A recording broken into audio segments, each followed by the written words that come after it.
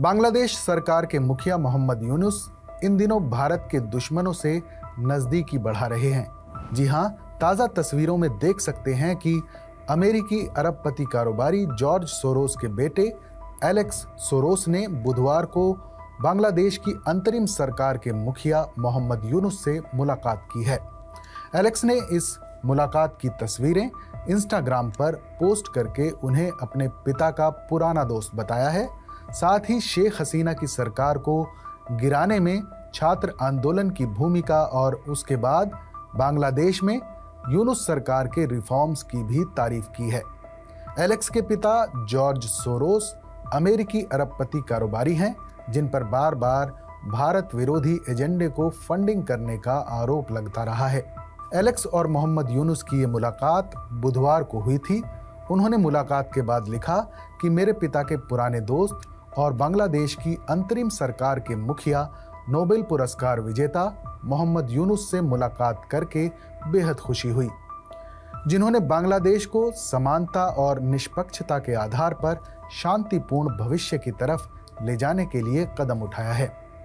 Alex Soros ने बांग्लादेश में शेख हसीना सरकार के तख्ता पलट में अहम भूमिका निभाने वाले छात्र आंदोलन की भी सराहना की है। 5 अगस्त को आरक्षण विरोधी आंदोलन के हिंसक होने के चलते शेख हसीना को प्रधानमंत्री पद से इस्तीफा देकर बांग्लादेश छोड़ना पड़ा था। फिर भारत में शरण लेने के बाद शेख हसीना ने अमेरिका पर तख्ता पलट का आरोप लगाया था। हाल ही में आई एक रिपोर्ट में भी ये दावा किया गया है कि कुछ अमेरिकी संगठनों ने बांग्लादेश के सियासी उलटफेर में बड़ी भूमिका निभाई है। हाल ही में मोहम्मद यूनुस जब अमेरिका दौरे पर थे, तब उन्होंने एक इवेंट के दौरान अपने विशेष सहायक महफूज आलम को इस पूरे सियासी उलटफेर का सूत्रधार बताया था।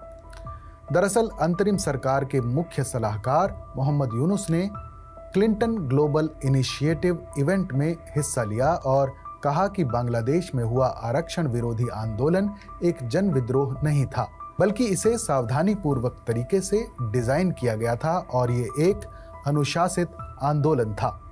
और अब आपको ये भी बता देते हैं कि एलेक्स के पिता जॉर्ज सोरोस कौन हैं। एलेक्स सोरोस के पिता जॉर्ज सोरोस एक अमेरिकी अरबपति कारोबारी हैं। उन पर भारत समेत कई देशों में सत्ता विरोधी एजेंडे के लिए फंडिंग करने के आरोप लगते रहे हैं। सोरोस की गिनती दुनिया के सबसे अमीर लोगों में होती है। भारत में उन पर मोदी सरकार के खिलाफ एजेंडे को बल देने का आरोप लगता रहा है। उन्होंने कई बार प्रधानमंत्री मोदी की आलोचना करते हुए राष्ट्रवाद के एजेंडे को आगे बढ़ाने का आरोप लगाया है। सोरोस पीएम मोदी के अलावा चीन के राष्ट्रपति शी जिनपिंग और डोनाल्ड ट्रंप की भी आलोचना कर चुके हैं। बांग्लादेश में अंतरिम सरकार के गठन के बाद मोहम्मद यूनुस चीन और पाकिस्तान के साथ नजदीकी बढ़ाने की कोशिश करते दिखाई दे रहे हैं। शेख हसीना के देश की कमान छोड़ते ही बांग्लादेश आर्थिक संकट की तरफ बढ़ने लगा है। देश का विदेशी मुद्रा भंडार तेजी से घट रहा है। बांग्लादेश में मोहम्मद यूनुस की अंतरिम सरकार ने देश के सबसे बड़े कर्जदाता चीन के सामने गुहार लगाकर कर्ज चुकाने में मोहलत मांगी है। ब्याज दर भी घटाने का अनुरोध किया है। बांग्लादेश ने कई बार पाकिस्तान के साथ भी बेहतर रिश्ते बनाने की कोशिश की है। मोहम्मद यूनुस के नेतृत्व में अंतरिम सरकार में ये कोशिशें एक बार फिर से तेज हो रही हैं। हालांकि 1971 में पाकिस्तान सेना का बंगाली लोगों पर अत्याचार इन रिश्तों में बेहतरी की कोशिश में सबसे बड़ी अड़चन है। बांग्लादेश की अंतरिम सरकार ने कहा है कि वो पाकिस्तान से अच्छे रिश्तों के हक में है, लेकिन 1971 को भूला नहीं जा सकता है।